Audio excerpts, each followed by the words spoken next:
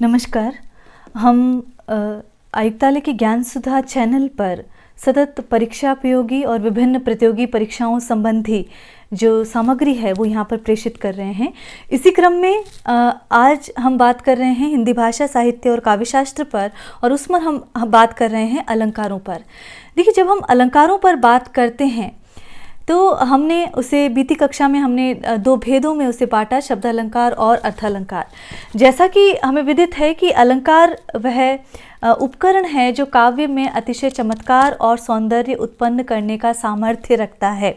अलंकार काव्य का बाह्य तत्व है और अलंकार काव्य को सामान्य उक्ति की जगह उसे चमत्कृत उक्ति में बदलने का सामर्थ्य रखता है। अलंकार बहुत अधिक प्रिय रहे हैं, चाहे वो रीतिवादी आचार्य रहे हों या अन्य भक्तिकाल के अन्य कवि। उन्होंने लगभग सभी जो कवि रहे हैं उन्होंने अलंकारों का प्रयोग अपने काव्य में किया है। तो अलंकार को जब हम देखते हैं तो हमें ये पता है कि इसके जो प्रवर्तक आचार्य हैं वो आचार्य भामह हैं और उनके ग्रंथ का नाम काव्यालंकार है और वे 6वीं से 7वीं शताब्दी के बीच उनका जो समय है वो ठहरता है। देखिए, शब्दालंकारों पर हम बात कर रहे हैं, लेकिन आगे बात करने से पहले हम कुछ परीक्षा उपयोगी प्रश्नों पर बात करेंगे जो कि शब्दालंकार इस विषय से संबंधित है। जब हम असिस्टेंट प्रोफेसर हिंदी की परीक्षा देखते हैं, सहायक आचार्य हिंदी की परीक्षा, या कि जिसे लेक्चरशिप की परीक्षा भी माना जाता है, या कि फर्स्ट ग्रेड परीक्षा और नेट परीक्षा, उनके पाठ्यक्रम का ये हिस्सा है जब हम अलंकारों की बात करते हैं। और वहाँ पर इससे संबंधित बहुत अधिक प्रश्न पूछे गए हैं। मैंने कुछ प्रश्नों का चयन किया है जो कि बीती परीक्षाओं में पूछा गया है। यदि एक जो सबसे सादा सा प्रश्न है और ज़रूरी प्रश्न जान पड़ता है, जिसमें एक प्रश्न है कि अलंकार मुख्यतः कितने प्रकार के होते हैं। देखिए, अलंकारों पर जब बात की जाती है तो इस पर बहुत अधिक मतभेद भी है, और हम देखते हैं कि जो अलंकारों की जो भेद है मुख्यतः 2 शब्दालंकार और अर्थालंकार ठहरते हैं। लेकिन कुछ कवि और आचार्य इसका एक तीसरा भेद उभयालंकार भी मानते हैं। तो यहाँ पर जब आपको चयन करना हो तो वहाँ पर 2 भेद इसके ठहरते हैं, शब्दालंकार और अर्थालंकार। इसी संदर्भ में यदि हम परिभाषा देखें तो शब्दालंकारों में जो शब्द पर जो अलंकार का जो सौंदर्य है वो आधृत रहता है। यदि उस शब्द को हटा दिया जाए, यदि उसका पर्याय रख दिया जाए तो वो सौंदर्य, उसका जो चमत्कार, उसका विनष्ट हो जाता है, तो उसे हम शब्दालंकार कहेंगे। इससे उलट अर्थालंकार है जहाँ पर शब्द का जो अलंकार का जो सौंदर्य है वो शब्द पर आधारित ना रहकर अर्थ पर आधारित रहता है, उसे अर्थालंकार कहा जाता है। आगे जो प्रश्न पूछा जाता है वो एक यह है कि आखिर कौन से शब्दालंकार हैं। तो विकल्प दे दिए जाएंगे और वहाँ पर निम्न में से कौन सा शब्दालंकार है या निम्न में से कौन सा शब्दालंकार नहीं है, इस तरह के प्रश्न पूछ लिए जाएंगे। तो इसे याद करने का एक सूत्र कथन है अवश्य पुनरोक्ति। जब हम इसे याद करते हैं तो हमें शब्दालंकार याद हो जाते हैं। जैसे अवश्य में अ जो है वो अनुप्रास, व जो है वक्रोक्ति, श जो है श्लेष और य यमक के लिए ठहरता है, और पुनरुक्ति का मतलब है पुनरुक्ति प्रकाश अलंकार। तो ये जो 5 अलंकार हैं वो शब्दालंकारों की श्रेणी में परिगणित किए जाते हैं, जिसमें अनुप्रास, वक्रोक्ति, श्लेष, यमक और पुनरुक्ति। तो अवश्य पुनरुक्ति ये एक सूत्र हो गया हमें जब शब्दालंकारों को याद करना है तो उससे संबंधित।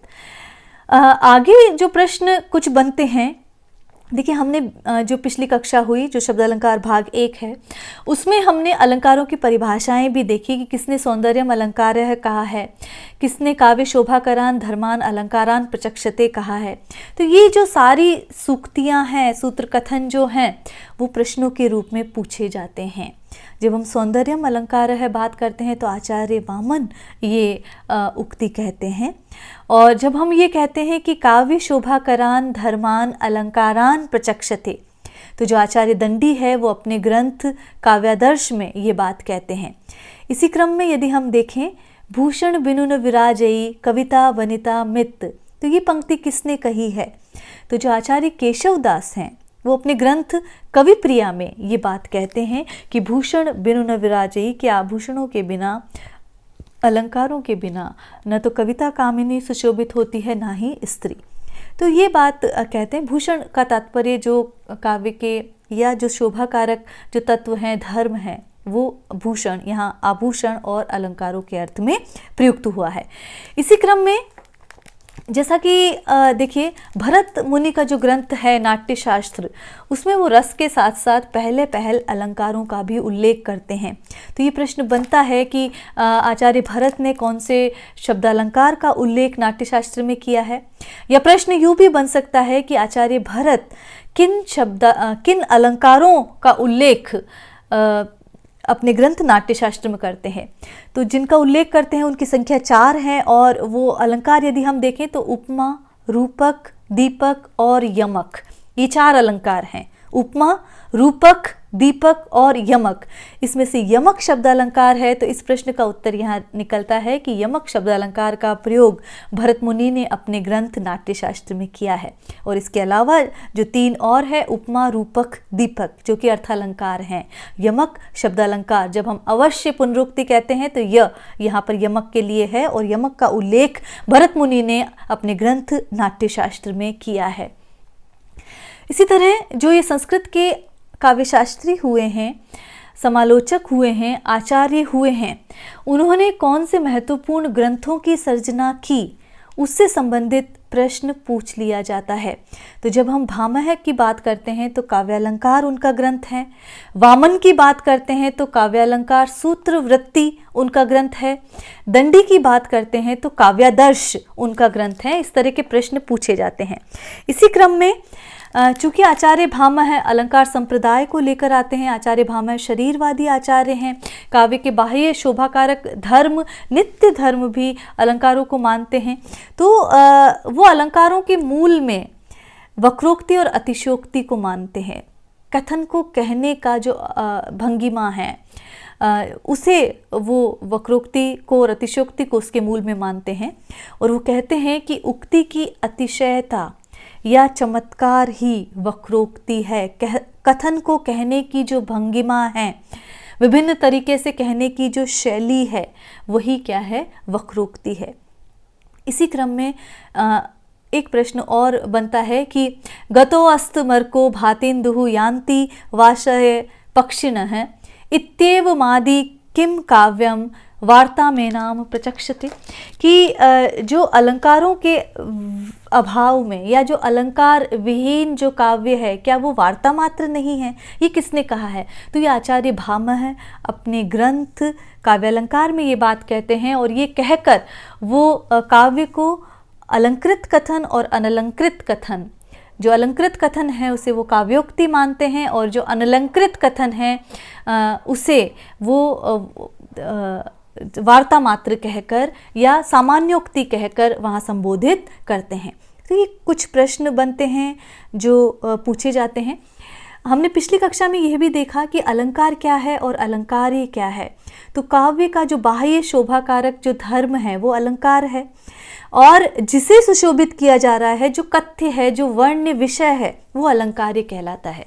लेकिन जो आचार्य भामह हैं वो अलंकार और अलंकार्य में कोई भेद नहीं मानते हैं। तो ये प्रश्न भी पूछा जाता है कि अलंकार और अलंकार्य के भेद को कौन स्वीकार नहीं करता? तो आचार्य भामह जो कि अलंकार संप्रदाय के प्रवर्तक ठहरते हैं, वो इस भेद को नहीं मानते हैं। हम शब्दालंकारों पर बात कर रहे हैं, और शब्दालंकारों पर बात करते हुए हम अनुप्रास और यमक पर बात कर चुके हैं। और आज हम बात करेंगे शेष छूटे हुए जो शब्दालंकार है उन पर। इसी क्रम में जो श्लेष है, जब हम अवश्य शब्द देखते हैं तो अनुप्रास, वक्रोक्ति, श्लेष और यमक, उसमें तीसरा जो वर्ण है श, उससे संदर्भित है श्लेष अलंकार। देखिए, जब हम श्लेष की बात करते हैं तो श्लेष जो शब्द है वो कैसे बना है, हम उसकी भी बात करेंगे। और हम देखेंगे कि श्लेष अलंकार का प्रयोग जो है वो किस प्रकार किया जाता है। तो जब हम श्लेष का अर्थ देखते हैं तो श्लिष धातु से निष्पन्न होता है श्लेष शब्द, और जिसका अर्थ निकलता है सटना, चिपकना या पास पास रखना। तो जिस शब्द में एकाधिक अर्थ चिपके हुए रहते हैं, या जिस अलंकार में श्लिष्ट या अनेक अर्थ वाले शब्दों का प्रयोग किया जाता है, वो श्लेष अलंकार कहलाता है। तो यहाँ पर यूँ भी कह सकते हैं कि जब किसी काव्योक्ति में, जब किसी काव्यांश में किसी अनेकार्थक पद का प्रयोग किया जाए वाग विदग्धता के लिए, उक्ति वैचित्र के लिए, चमत्कार के लिए, तो वहाँ श्लेष अलंकार माना जाता है। रस पीयूष निधि में इस प्रकार कहा गया है, एक शब्द के होत जहाँ अर्थ अनेक सुभाए, श्लेष कहत सुजानिए प्रकट कहो समुभाए। तो ये जहाँ एक शब्द के होत हैं, जहाँ अनेक अर्थ सुभाए। साहित्य दर्पणकार भी ऐसी ही मिलती जुलती परिभाषा देते हैं कि श्लिष्टे है पदेर नकार्थाभिवाने श्लेष इष्मते। तो वो कहते हैं कि जहाँ एक ही जो शब्द है उसके अनेक अर्थ निकलते हों तो वहाँ श्लेष अलंकार माना जाता है। तो श्लिष्ट का अर्थ क्या हो गया? जो अनेकार्थवाची है, जिससे अनेक अर्थों वाला जो है वो श्लिष्ट निकलता है। तो यदि हम इस आधार पर देखें तो श्लेष दो प्रकार के होते हैं, शब्द श्लेष और अर्थ श्लेष। और उस दृष्टि से यदि मूल भेद करें तो अभंग श्लेष और सभंग श्लेष दो भेद निकलते हैं। यद्यपि अर्थ श्लेष और शब्द श्लेष बताए गए हैं, लेकिन दोनों के जो क्षेत्र हैं वो सर्वथा भिन्न हैं। शब्द श्लेष की यदि बात करें तो शब्द परिवर्तन का वहाँ महत्व नहीं होता, जबकि अर्थ श्लेष जो है शब्द परिवर्तन की पूर्ण क्षमता रखते हैं। तो शब्द श्लेष में जिन शब्दों के द्वारा अनेकार्थ की प्रतीति होती है और यदि उनको बदल दिया जाए, उनके स्थान पर उनका पर्यायवाची या समानार्थक रख दिया जाए तो उनका चमत्कार नष्ट हो जाता है। लेकिन अर्थ श्लेष में शब्द परिवर्तन के बाद भी जो भिन्नार्थ प्रतीति है उसकी पूर्ण क्षमता विद्यमान रहती है। ये अर्थ निकलता है। शब्द श्लेष की हम बात कर रहे हैं और शब्द श्लेष दो प्रकार का है, जिसमें अभंग श्लेष या अभंग पद श्लेष और सभंग श्लेष या सभंग पद श्लेष कहा जाएगा। तो जहाँ पर पदों को या शब्दों को बिना तोड़े ही, बिना भंग किए ही, बिना खंड किए ही अनेक अर्थ किए जाएं तो वहाँ क्या होगा? अभंग पद श्लेष अलंकार माना जाएगा। जबकि सभंग पद श्लेष अलंकार वहाँ माना जाएगा जहाँ शब्द के टूटने पर, तोड़ने पर, भंग करने पर अनेक अर्थ किया जाता है। तो इसके उदाहरण यदि हम देखें तो जो अभंग श्लेष है वहाँ पर एक लोकप्रिय उदाहरण निकल कर आता है कि रहीमन पानी राखिए, बिन पानी सब सून, पानी गए न उबरे, मोती मानस चून। तो जब हम इसको देखते हैं तो वहाँ पर इसमें जो पानी शब्द आया है वो श्लिष्ट पद के रूप में आया है और वहाँ पर ये पानी शब्द का अर्थ मोती, मनुष्य और आटे के संदर्भ में अलग अलग ठहरता है। जब हम पानी का अर्थ मोती के संदर्भ में देखते हैं तो वहाँ आब या चमक उसका अर्थ निकलता है। मनुष्य के संदर्भ में उसका अर्थ मान, प्रतिष्ठा या इज्जत ठहरता है। इसी तरह जो चून है वहाँ इसका अर्थ जो है वो जल के संदर्भ में ठहरता है। तो रहीम की ये पंक्ति है और वहाँ वो कहते हैं कि पानी के बिना किसी भी चीज़ का कोई अस्तित्व नहीं है। तो वहाँ ये वो कहते हैं कि पानी गए न उबरे, मोती मानस चून, कि पानी के बिना न मोती का अस्तित्व है, न मनुष्य का अस्तित्व है, ना ही आटे का अस्तित्व वहाँ पर ठहरता है। तो पानी श्लिष्ट पद और इसका अर्थ मोती के संदर्भ में आब या चमक, मनुष्य के संदर्भ में मान, प्रतिष्ठा या इज्जत ठहरता है और चून के संदर्भ में जल से है। इसी क्रम में यदि हम सभंग श्लेष को देखते हैं और जहाँ पर यदि हम देखें कि किस प्रकार शब्द के टूटकर जो अर्थ निकलता है, तो वहाँ पर हम देखेंगे कि चिरजीवो जोरी जुरे, क्यों न स्नेह गंभीर, को घटी वह वृषभानुजा, वे हलधर के बीर। तो जब हम ये देखते हैं तो वृषभानुजा और हलधर जो शब्द है उसमें सभंग पद श्लेष का प्रयोग हुआ है। उसमें यदि हम वृषभानुजा को देखें तो इस शब्द को तोड़ते हैं तो वृषभानु और जा दो इसके विभाजन करते हैं हम। तो वृषभानु से जो उत्पन्न होने वाली है वो वृषभानुजा है और उसका अर्थ राधा निकलता है। दूसरा जो यदि शब्द को इस तरह तोड़ा जाए, वृषभ धन अनुजा, तो वृषभ की जो अनुजा है, बैल की जो बहन है, वो कौन ठहरती है? गाय। इसी तरह हलधर का अर्थ लिया जाता है जिसने हल अपने कंधों पर धारण कर रखा है, तो बैल। और हलधर बलदाऊ को भी कहते हैं, क्योंकि उनका जो अस्त्र है, शस्त्र है, एक तरह से वो हल है। इस हल उन्होंने धारण कर रखा है, इसलिए वहाँ बलदाऊ। लेकिन हलधर के वीर कौन है? बलदाऊ के भाई कृष्ण हैं। इसी तरह हलधर बेल का जो भाई है वो सांड। तो इस तरह सांड और गाय में भी बहुत अधिक स्नेह रहता है। इसी तरह गाय और जो कृष्ण और राधा है उनमें भी बहुत अधिक स्नेह है, क्योंकि दोनों ही श्रेष्ठ कुल में जन्म लेने वाले हैं। एक जहाँ पर वृषभानु की पुत्री है, दूसरे हलधर के वीर वहाँ पर कहलाते हैं। इसलिए इनमें क्यों न स्नेह गंभीर, आखिर क्यों नहीं बहुत अधिक स्नेह वहां पर उत्पन्न हो। तो ये बात सभंग श्लेष में कही गई है। इसी तरह निबल केबल केवल राम है। निबल केबल दोनों में यहाँ पर बल शब्द का प्रयोग हुआ है, लेकिन एक निर्बल का अर्थ का द्योतक है और केबल एक वहाँ शक्ति का द्योतक है, इसलिए यहाँ पर ये माना जाएगा। इसी तरह रसिकता सिकता सम हो गई। तो सिकता का अर्थ मिट्टी है, लेकिन जब वो सिकता रसिकता में समावेशित हो जाता है तो उसका अर्थ वैभिन्न हो जाता है। तो ये सभंग श्लेष के उदाहरण वहाँ पर मिलते हैं। इसी क्रम में यदि हम देखते हैं तो वक्रोक्ति अलंकार, जो कि एक शब्द अलंकार है, और जब हम अवश्य शब्द को देखते हैं तो वहाँ अनुप्रास के बाद वक्रोक्ति, व से वक्रोक्ति, द क्रुक्ड स्पीच, कथन को कहने की जो भंगिमा है, कथन को कहने की जो शैली है, उसके आधार पर वक्र उक्ति, वक्र मतलब टेढ़ा मेढ़ा, वक्र है जो कथन वो वक्रोक्ति है। तो यहाँ पर कई जो आचार्य हुए हैं उन्होंने, चाहे आप क्षिमेंद्र की बात कर लीजिए, वो वक्रोक्ति काव्य जीवितम जब वो कहते हैं अपने ग्रंथ में, तो वहाँ अलंकारों के मूल में वक्रोक्ति को बता देते हैं।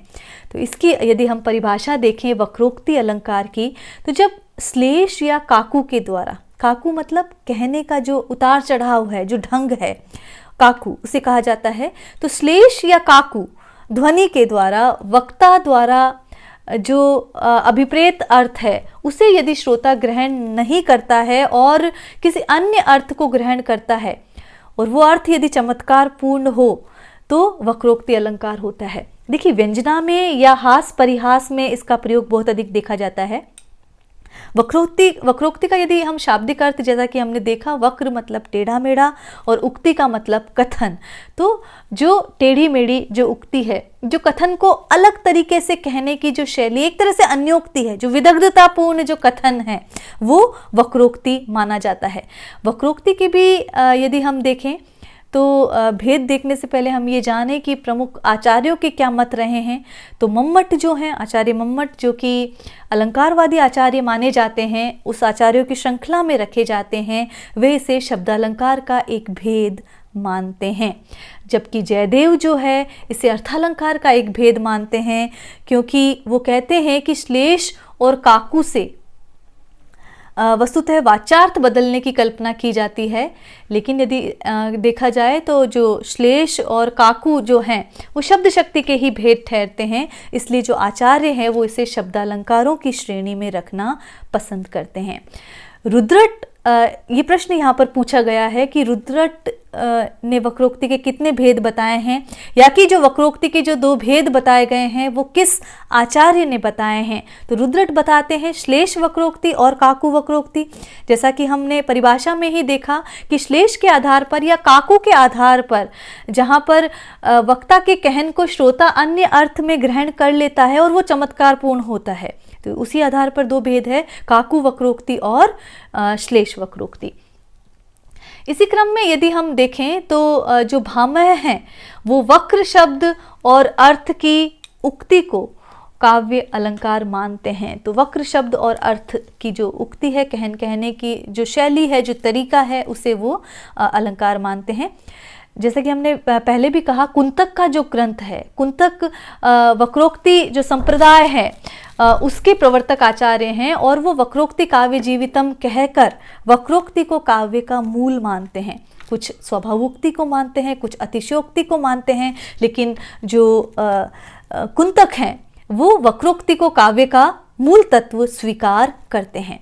तो यहाँ पर विवाद ज़रूर है, क्योंकि शब्द और अर्थ दोनों में वक्रोक्ति होने के कारण विवाद है, लेकिन इसे जो अनेक जो आचार्य हुए हैं, अलंकारवादी आचार्य, उन्होंने इसे शब्दालंकारों में ही परिगणित किया है।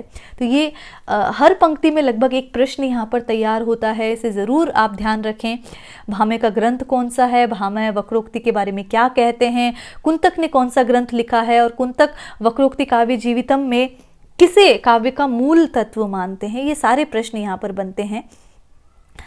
साहित्य दर्पणकार जो विश्वनाथ हैं वो इस बारे में बहुत महत्वपूर्ण बात कहते हैं, और वो कहते हैं कि वक्रोक्ति के लिए 4 बातों का होना आवश्यक है, कि यहाँ पर कहने वाले का अर्थ कुछ और होता है, सुनने वाले का अर्थ कुछ और होता है। तो यहाँ पर वक्ता का भी कथन होगा, श्रोता का भी कथन होगा, और उसे अन्य अर्थ में लेने की भी प्रवृत्ति होगी। तो उसे वो यह कहते हैं कि अन्यस्यान्यार्थकम वाक्यम अन्यथा योजयेद्यति अन्यः श्लेषण काक्वा वासा वक्रोक्ति सतो द्विधा। तो जो अर्थ अलग तरह से, कि उसमें वक्ता की एक उक्ति होगी, उसमें उक्ति का एक अभिप्रेत अर्थ होगा, फिर उससे जो वक्ता का जो कहन है उससे श्रोता कोई अन्य अर्थ लगा देगा, और श्रोता अपने लगाए अर्थ को प्रकट भी करेगा। ऐसा नहीं कि वो मन में रखेगा, वो उस अर्थ को प्रकट भी करेगा। तो ये यहाँ पर होगा कि यहाँ पर एक तरह से संवाद योजना हो जाएगी, और हास परिहास यहाँ पर माना जाएगा। तो इसी आधार पर यदि हम देखें तो वक्रोक्ति के भेद, श्लेष और काकू के आधार पर वक्रोक्ति के 2 भेद माने गए हैं, श्लेष वक्रोक्ति और काकू वक्रोक्ति। और ये भेद किसने किए हैं? ये भेद आचार्य रुद्रट ने किए हैं। तो श्लेष वक्रोक्ति वहाँ पर मानी जाती है जहाँ पर वक्रोक्ति शब्दाधृत हो, शब्द पर आधारित हो, वहाँ पर श्लेष वक्रोक्ति मानी जाएगी। अभी किस प्रकार मानी जाएगी?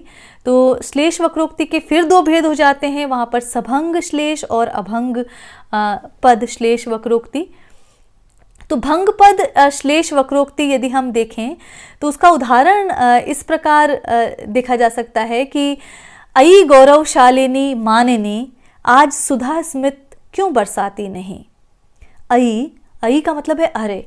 गौरवशालिनी, एक नायक नायिका को गौरवशालिनी कहकर संबोधित कर रहा है। मानिनी जो मान करके बैठी हुई है उसको वो कहता है कि आज अपनी तुम जो अमृत रूपी हंसी है वो क्यों नहीं बरसा रही हो, वो क्यों नहीं हंस रही हो। तो एक तरह से प्रश्न करता है, लेकिन गौरवशालिनी कहने से जो नायिका है वो चिढ़ जाती है, क्योंकि नायिका चूंकि पहले से वो चिड़ी हुई है, इसलिए वो ये अर्थ लेती है कि उसका अर्थ वो यूँ करती है, गौ, औषा और अलिनी। गौ मतलब गाय, गाय मतलब जो सीधी सादी है, जिसे किसी भी तरह से बेवकूफ़ मूर्ख बनाया जा सकता है, उस संदर्भ में वो गौ अर्थ लेती है। अवशा जो किसी के वश में है, परवश है, जो स्वाधीन नहीं है, जो पराधीन है। इसी तरह जो अलिनी है, जो भ्रमर करने वाली है, तो वहाँ पर वो इस अर्थ में लेती है कि गो, औषा, अलिनी की जो नायिका है वो कहती है कि हाँ तुम तो मुझे गाय ही समझते हो, अवश्य ही समझते हो, और अलिनी यूं ही मंडराने वाली समझते हो, ऐसा समझकर तुम तिरस्कृत करते हो। तो इसलिए जो है निज कामिनी को प्रिय गौ, अवशा, अलिनी भी कहीं जाती नहीं। निज जो कामिनी को तुम क्या कहते हो? गाय कहते हो, अवशा कहते हो, और अलिनी भ्रमरी कहते हो, वो कहीं जाती है भला। तो इस तरह कहकर इस गौरवशालिनी जो शब्द का अर्थ जो नायक के द्वारा अभिप्रेत है, अभिष्ट अर्थ है, उसका अन्य अर्थ जो है मानिनी नायिका ने लिया है, इसलिए यहाँ पर जो भंग पद श्लेष वक्रोक्ति माना जाएगा। इसी क्रम में यदि हम देखें अभंग पद श्लेष वक्रोक्ति कहाँ पर है, तो वहाँ पर ये उदाहरण अक्सर पूछा जाता है परीक्षाओं में, और बहुत ही रोचक उदाहरण है जिसमें ये कहा गया है, एक कबूतर देख हाथ में, पूछा कहाँ अपर है, उसने कहा अपर कैसा, उड़े गया सपर है। तो यहाँ ये कहा गया है कि जहांगीर और नूरजहाँ का ये वार्तालाप है, और जब जहांगीर नूरजहाँ से पूछते हैं कि एक ही कबूतर कैसे है तुम्हारे हाथ में, दूसरा कहाँ गया। तो देखिए अपर जो शब्द आया है उसका एक अर्थ तो निकलता है दूसरा, और एक अन्य अर्थ निकलता है जो पर विहीन है, वो अपर। तो जैसे ही जहांगीर ने नूरजहाँ के हाथ में देखा कि एक ही कबूतर कैसे है, तो वो सवाल करते हैं, पूछा कहाँ अपर है, कि अपर कहाँ है, दूसरा कहाँ है। लेकिन नूरजहां ने इसका अन्य अर्थ ग्रहण किया है। ये आप हास परिहास की शैली में कह लीजिए, व्यंग्योक्ति की शैली में कह लीजिए, तो वो कहती है उसने कहा। तो यहाँ नूरजहां का कथन भी आएगा, जो कि विश्वनाथ यहाँ पर बताते हैं कि जो श्रोता का कथन भी आएगा, वही बात है, उसने कहा। तो नूरजहां ने कहा अपर कैसा, वो अपर परहीन तो था ही नहीं, उड़ है गया सपर है, वो तो पंखों के साथ ही उड़ गया है। तो यहाँ पर अपर शब्द को बिना तोड़े ही जो दूसरा अर्थ निकला, बेपर या परहीन, परविहीन, दो अर्थ लगाने से अभंग पद श्लेष वक्रोक्ति यहाँ पर मानी जाएगी। तो देखिए यहाँ पर अपर शब्द है वो श्लिष्ट पद है, दो अर्थ निकलते हैं। अपर का अर्थ दूसरा भी हुआ और अपर का अर्थ परविहीन, बेपर भी हुआ। तो इस तरह दो अर्थ लगने से अभंग श्लेष यहाँ पर माना जाएगा। और यदि हम उदाहरण देखें तो एक बहुत रोचक उदाहरण है, जिसमें जो गिरिजा, पार्वती और लक्ष्मी का ये उदाहरण जान पड़ता है। और इसमें वो पूछती है, हे गिरिजा तब भिक्षु आज कहाँ गयो। देखो, भिक्षु का अर्थ होता है मांगने वाला, याचना करने वाला, याचक जो होता है उसे भिक्षु कहा जाता है। तो वहाँ पर रमा जो है, लक्ष्मी जो है, वो गिरिजा से प्रश्न कर रही हैं कि हे गिरिजा तब भिक्षु आज कहाँ गयो, कि तुम्हारा जो भिक्षु है वो कहाँ पर गया है।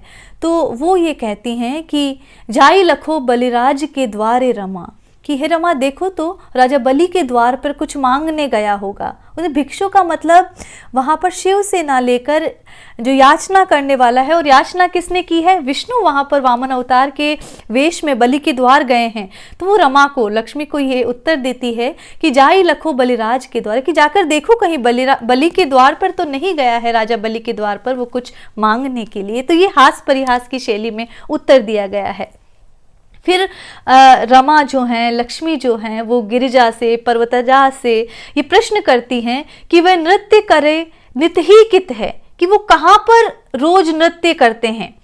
तो वो उत्तर देती हैं, ब्रज में सखी सूर सुता किनारे, कि जो नदी है, यमुना नदी है, जो देवताओं की जो नदी है, जो पुत्री है, यमुना की बात यहाँ पर की जा रही है, यम की जो पुत्री है, तो यमुना नदी के किनारे देखो कहीं नृत्य कर रहे होंगे। तो वह नृत्य करे, नित ही कित है, तो नृत्य यहाँ पर रास से कृष्ण का अर्थ लिया गया है, तो उससे यहाँ पर ये चीज़ ली गई है कि वो रास कहीं और कर रहे होंगे। हे शैलजा, फिर रमा प्रश्न करती है कि हे शैलजा पशुपाल कहाँ, जो पशुओं के पालक कहे जाते हैं वो पशुपाल कहाँ पर हैं। तो वो उत्तर देती है, मिली जाई कहूँ, कहीं कहाँ मिलेंगे मुझे बताओ।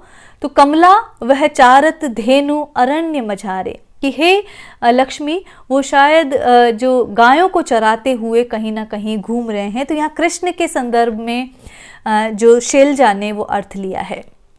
तो गिरि और शैल से उत्पन्न होने के कारण यहाँ गिरिजा और शैलजा जन्म लेने के कारण ये नाम रखे गए हैं। इसी क्रम में जो प्रश्नोत्तर शैली में जो निकलती हैं और बातें यदि हम देखें तो वो एक और पद है कि कौन तुम, कोई द्वार पर आया है, राधा भीतर है, कोई द्वार पर आया है और वो कृष्ण कह रहे हैं कि मैं हरि राधे, अपना वहाँ पर परिचय दे रहे हैं कि मैं हरि हूँ, मैं कृष्ण हूँ। लेकिन राधा उसका अर्थ क्या ले रही है, हरि का अर्थ वानर ले रही हैं। तो वो कहती क्या काम यहाँ क्या काम है, जाओ वन में जाकर भ्रमण करो। तो यहाँ हरि का अर्थ कृष्ण, वानर और शेर के अर्थ में है। इसी तरह यदि हम और उदाहरण देखें तो इसी तरह पूछा जाता है कौन तुम, तो मैं घनश्याम हूँ। तो बरसों कित जाए, तो कहीं जाकर यदि घनश्याम हो, बादल हो, घनश्याम का एक अर्थ बादल, जो कृष्ण वर्णी बादल, श्याम वर्णी जो बादल है वो ठहरता है, और दूसरा अर्थ कृष्ण के रूप में, तो बरसों कित जाए। तो ये श्लेष वक्रोक्ति के उदाहरण हमने देखे, जिसमें सभंग श्लेष और अभंग पद श्लेष वक्रोक्ति के उदाहरण देखे। इसी तरह यदि हम काकु वक्रोक्ति की बात करें तो जहां किसी कथन का जो कंठ की ध्वनि के कारण दूसरा अर्थ निकलता है, तो स्वर या कथन की भंगिमा के कारण दूसरा अर्थ निकलता है, उसे काकू वक्रोक्ति अलंकार कहते हैं। तो काकू क्या है? कंठ ध्वनि विकार, जैसे जो आवाज में जो मॉड्यूल होता है, जो परिवर्तन होता है, उससे वक्ता के कथन का जो श्रोता है वो अन्य अर्थ ग्रहण कर लेता है, तो वहां पर काकू वक्रोक्ति मानी जाती है।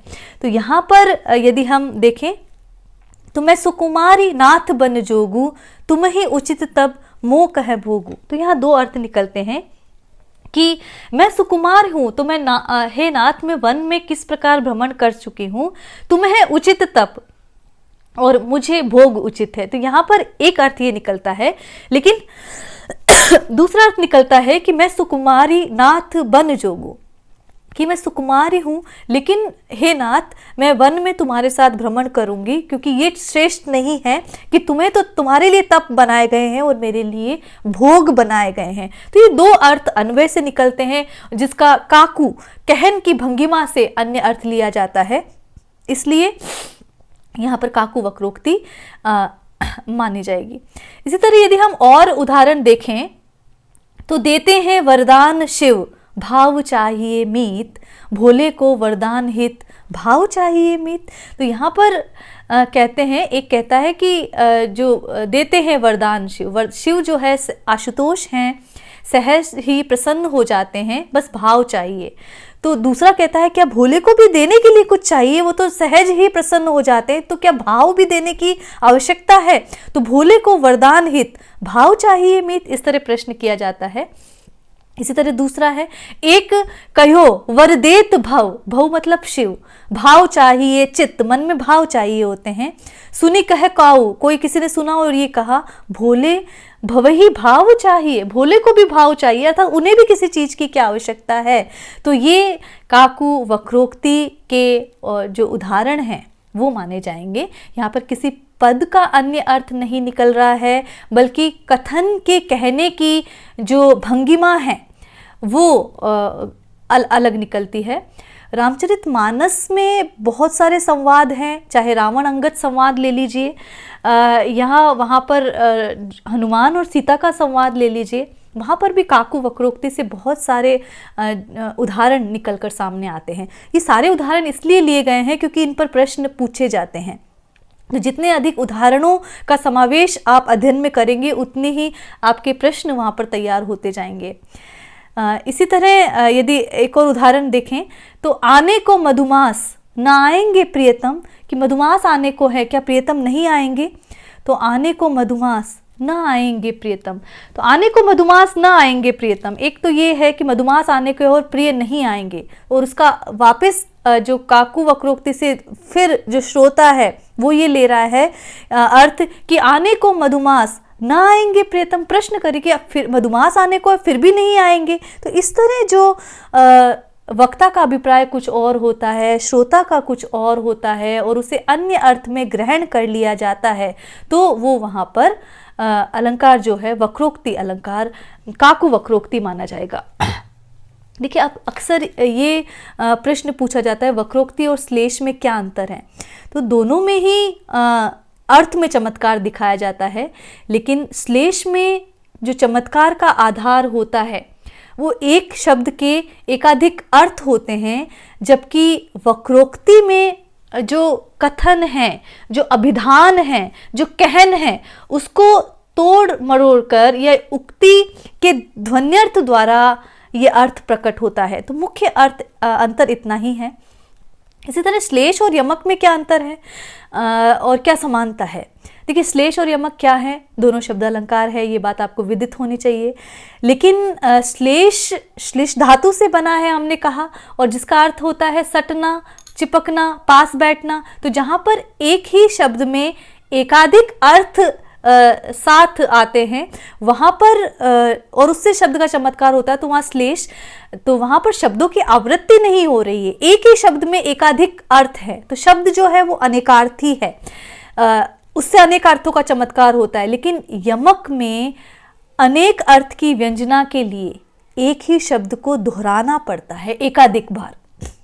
जैसे कि कनक कनकते सोगुनी मादकता अधिकाय। तो कनक स्वर्ण, कनक धतूरे के अर्थ में अलग अलग रूप में प्रयुक्त हुआ है, अलग अलग अर्थ का द्योतक है और अलग 2 बार उसकी आवृत्ति हुई है एक ही शब्द की, इसलिए वहाँ पर यमक। जबकि श्लेष में एक ही शब्द से भिन्न भिन्न अर्थ वहाँ पर लाया जाता है और यमक में भिन्न भिन्न अर्थ के लिए शब्द की आवृत्ति होगी। दोनों में मूल अंतर जो है वो यही माना जाता है। तो ये जो अलंकार हैं वो हमने देखे, और जहाँ पर काकू वक्रोक्ति में हमने बात की कि कंठ ध्वनि की विशेषता से जो अन्य अर्थ हो जाता है। कुछ उदाहरण और हैं, आप देख सकते हैं। कह अंगद सलज्ज जगमाही, रावण तोई समान को नाही। तो यहाँ पर वो कहते हैं कि अंगद को कहते हैं कि अंगद कह रहा है वहाँ पर सभा में कि रावण तुम्हारे समान कोई नहीं है। कह कपि धर्मशीलता तोरी, कि तुम्हारी जो धर्म के बारे में मैंने जो शील है वो सुना है। तो वहाँ पर जो अंगद कहते हैं हमहु सुनी कृत परतीय चोरी, कि मैंने तो ये सुना है। तो अंगद यहाँ पर कह रहे हैं कि कह अंगद सलज जगमाही, रावण तो ही समान कऊ नाही, तुम्हारे समान कोई नहीं है। कह कपि धर्मशीलता तोरी, हमहु सुनी कृत परतीय चोरी। तो वहाँ पर ये कहते हैं कि अंगद और रावण का ये संवाद है, रावण अंगद संवाद है, जिसमें रावण ये कह रहा है कि तुम्हारे समान मैंने जगत में कोई नहीं देखा। तो वहाँ पर अंगद भी ये कहते हैं कि मैंने भी तुम्हारे तरह नहीं देखा और मैंने सुना है कि तुमने तो पराई स्त्री की चोरी कर ली है। तो इस प्रकार जो काकू वक्रोक्ति के उदाहरण यहाँ पर ठहरते हैं।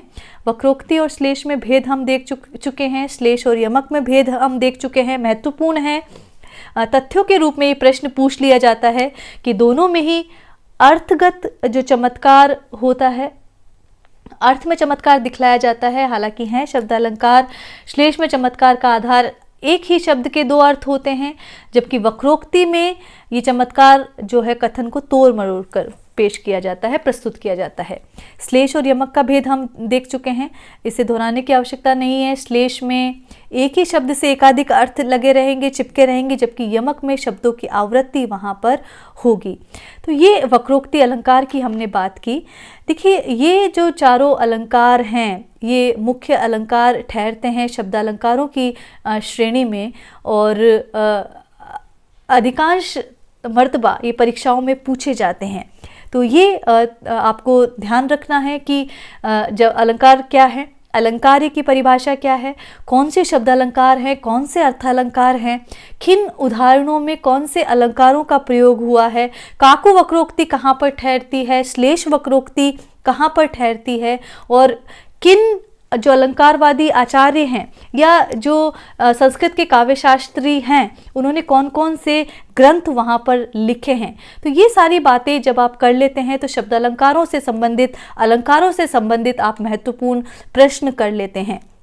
प्रश्न जैसा कि इस तरह भी पूछा जा सकता है, चिर जीवो जोरी जुरे क्यों न स्नेह गंभीर, को घटी ये वृष भानुजा वे हलदर के बीर। कौन सा अलंकार यहाँ पर आया है? देखिए, अलंकार ऐसा नहीं है कि एक दोहे में, एक छंद में केवल एक ही अलंकार यहाँ पर प्रयुक्त हो। जैसा कि हम इस दोहे में देखते हैं तो अंत्यानुप्रास तो स्वतः ही आ जाता है, अनुप्रास अलंकार तो आ ही जाता है। साथ ही यहाँ पर यदि हम देखें तो श्लेष भी लागू होता है, और श्लेष जो उसका जो शब्दालंकार और अर्थालंकार दोनों के रूप में यहाँ पर लागू हो रहा है। तो इसका भी ध्यान आपको रखना है कि कहाँ कौन से अलंकारों का प्रयोग हो रहा है। जहाँ पर यदि एकाधिक अर्थ हो तो वहाँ श्लेष अलंकार माना जाएगा, वहाँ पर शब्द के तोड़कर यदि अर्थ निकल रहा है तो सभंग श्लेष अलंकार माना जाएगा, या सभंग श्लेष वक्रोक्ति अलंकार माना जाएगा, या यदि उसे तोड़े बिना ही अर्थ यदि निकल रहा है तो अभंग अर्थ वहाँ पर अभंग पद श्लेष वक्रोक्ति अलंकार माना जाएगा। तो ये अलंकारों के संबंध में मुख्य बातें थी। अंतर इस तरह भी पूछा जा सकता है कि शब्दालंकारों के प्रमुख भेद कौन कौन से हैं। तो शब्दालंकारों में एक भेद की और बात की जाए, वो विप्सा और पुनरुक्ति प्रकाश अलंकार भी आते हैं। पुनरुक्ति प्रकाश अलंकार में एक ही शब्द की उसी अर्थ में आवृत्ति होती है, वो पुनरुक्ति प्रकाश अलंकार कहा जाता है। और यदि हम देखें विप्सा में, तो धर्मवीर भारती की कनुप्रिया में इसका बहुत अधिक प्रयोग हुआ है। नीचे के धोरों से ऊपर के शिखरों पर जिसे जाना था वो चला गया। राधा फिर कहती है, लेकिन कनु तुम नहीं आए, नहीं आए, नहीं आए। तो ये नहीं आए, नहीं आए, नहीं आए, यहाँ पर ये जो 3 बार प्रयोग में हुआ है, लेकिन भाव शबलता है, वो भावुक होकर ये कथन कह रही है, इसलिए वीप्सा अलंकार है। लेकिन यदि हम देखें, जब पुनरुक्ति प्रकाश अलंकार होता है, वो एक ही शब्द उसी अर्थ में फिर से आता है, तो वहाँ पर पुनरुक्ति प्रकाश अलंकार माना जाता है। तो पुनरुक्ति प्रकाश, वीप्सा, और इसके साथ ही यदि हम देखें अनुप्रास, वक्रोक्ति, श्लेष और यमक जो हैं, ये सारे शब्द अलंकारों में माने जाते हैं। और ये आपके कॉलेज लेक्चरशिप परीक्षा के लिए ये बहुत महत्वपूर्ण अलंकार हैं, जिसके बारे में आज हमने बात की। यदि आपके कुछ प्रश्न होते हैं तो उनको आप ज़रूर कमेंट बॉक्स में लिखें। आज के लिए इतना ही। नमस्कार।